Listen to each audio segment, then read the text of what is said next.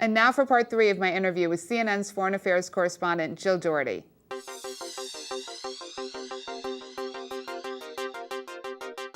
Is there a sense abroad that President Obama is maybe tackling too many topics at once? I think that that is definitely the question of the day. I mean, just look at all the balls that are in the air right now. You have the economy, the world economy, the U.S. economy. You have healthcare. You have the Mideast going nowhere right now. You have the Iraq War winding down, Afghanistan winding up, but who knows where, which direction, what is he going to do? More troops? What's the strategy? He's not saying at this point. You have Iran, North Korea. You have non-proliferation, which is going to be a huge issue here at the United Nations. You have Russia. I mean, you even have Latin America. Everything is happening at the same time. I was thinking this morning that it's an incredibly concentrated period with enormous challenges right now. If you had to say what the biggest challenge is for the Obama administration, from all the lists that you just put forward, what is that? I still think it's the economy. Because the economy, the danger to the world economy and the United States economy was gigantic.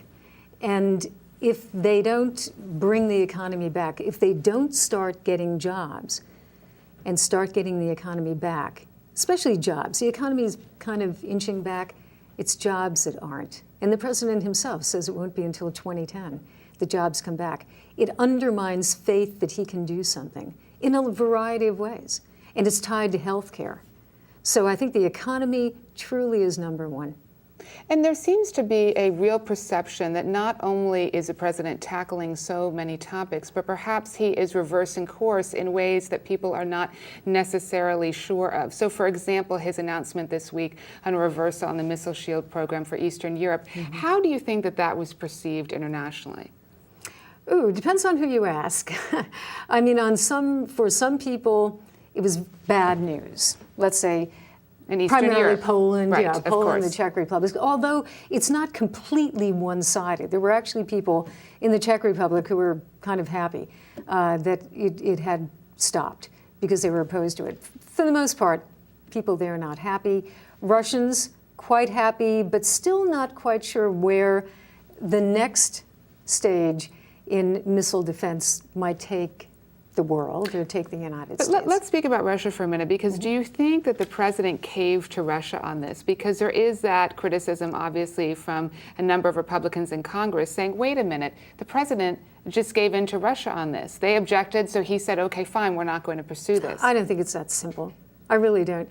I think that, sure, there's a benefit. I mean, it can help with Russia. Because they opposed it so vehemently. And if you say, we're not going ahead with the plan that they were opposed to, and we have to say that, the plan, the Bush plan that they talked about is what they're not going ahead with. But they are going ahead with something. Right. And it's a different type of a missile defense system. But was it caving? I don't think that was the entire thing at all. I think there's a mix of different factors. And I think part of it, Obama was never really on board with missile defense, period. And certainly the liberal wing of the party was not on Absolutely, board with that either. But in the election campaign, the presidential election campaign, if you said, oh, I don't think missile defense is a good idea, you'd look like a wimp and you'd lose the election. So during that period, he couldn't do that. And now they say that they have studied it, and the challenge from Iran is different because it's short range, right, medium, short and medium range, rather exactly. than long. But I think there's a variety of factors. And what they want to do, I think, is change this defense architecture in Europe completely. That it's no longer just a couple of stations in Poland and the Czech Republic, but maybe you get everybody involved, the NATO countries, and maybe even Russia in the future. I want to talk about your time in Russia, because in 1997 you became Moscow bureau chief for CNN, and you were there until your departure in 2008. Talk about what that experience was living in Russia. Well, I actually studied Russian, started studying the language when I was 13. So my interest goes back quite a long time. And I had studied there in college. And then I had been there a lot over that period. So going there to me was like a dream, because it was a country that I felt I kind of understood it, as if you could ever understand it, but I felt that I was really in the center of what deeply, intellectually, and even emotionally attracted me and intrigued me. So I never was bored. I was there for almost 9 years, and I can honestly tell you that it was a kick every day that I was there. Well, speaking about understanding Russia, because for many Americans, I think it's a novel political structure that they have. The idea that they have Prime Minister Putin and President Medvedev, you've got two very powerful individuals. Who's really in charge? It's a system that is rather anathema to here in the United States. Yeah, it is. Well, I mean, Putin, of course, is the person who really does control, traditionally has controlled everything. When Medvedev came in, he was, you could call him kind of, Putin was his mentor, let's put it that way. So he tends to look at the world in much the same way that Putin does. But there are differences, and there are differences emerging in various areas. And I think what will be fascinating will be to watch whether they do take varied paths on some important political issues. Now, did you always feel safe when you were there? Because 17 journalists in Russia have been murdered recently, and only one case has been solved. Yeah, but unfortunately, it's Russian journalists who pay the price. I knew Anna Politkovskaya, who was murdered. Paul Klebnikov, I did not know him as well, but the Russian-American journalist.